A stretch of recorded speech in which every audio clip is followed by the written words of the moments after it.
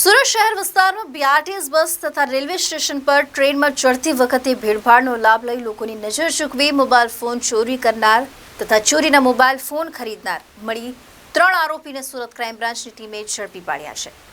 પોલીસે આરોપીઓ પાસેથી ચોરીના 13 મોબાઈલ ફોન જપ્ત કર્યા છે તેમજ 5 ગુનાનો ભેદ ઉકેલ્યો છે। હાઈકોર્ટે ચોરીના કેસોને લઈ પોલીસ વિભાગની ઝાટકણી કાઢી છે।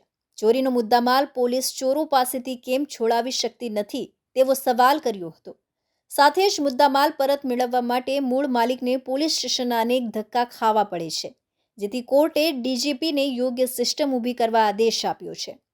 સામાન્ય રીતે લોકોને જાગૃત કરવા અને ચોરોથી સાવધાન રાખવા માટે બસ સ્ટેશન, રેલવે સ્ટેશન સહિત ભીડભાડવાળી જગ્યા પર સ્લોગન લખાતા હોય છે કે ખિસ્સા કાતરુઓથી સાવધાન। ત્યારે આવી જ જગ્યાઓ પરથી ભીડનો લાભ લઈ લોકોના ખિસ્સામાંથી મોબાઈલ ચોરી કરનાર ગેંગને સુરત ક્રાઇમ બ્રાન્ચ પોલીસે ઝડપી પાડી છે।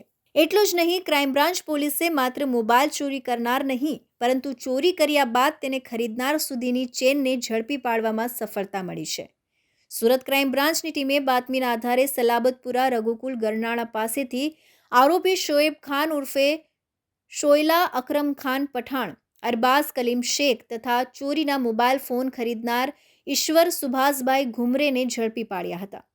પોલીસે આરોપીઓ પાસેથી અલગ અલગ કંપનીના 1,42,000થી વધુની કિંમતના 13 મોબાઈલ ફોન જપ્ત કર્યા હતા। પોલીસ તપાસમાં પૂણા પોલીસ મથકના 3 અને સુરત રેલવે પોલીસ મથકના 2 ગુના મળી કુલ 5 ગુનાનો ભેદ ઉકેલાઈ જવા પામ્યો હતો। તેમજ આરોપીઓ શહેરમાં અલગ અલગ જગ્યાએ ભીડભાડવાળા વિસ્તારમાં તથા બીઆરટીએસ બસમાં તથા સુરત રેલવે સ્ટેશન ખાતે પેસેન્જર ટ્રેનમાં ચડતી વખતે ભીડનો લાભ લઈ નજર ચૂકવી ખિસ્સામાંથી મોબાઈલ ફોનની ચોરી કરી લેતા હતા। બાદમાં આવા મોબાઈલ ફોનને સસ્તામાં વેચી દેતા હતા। Arvind Rathod, ABC news Gujarat, Surat.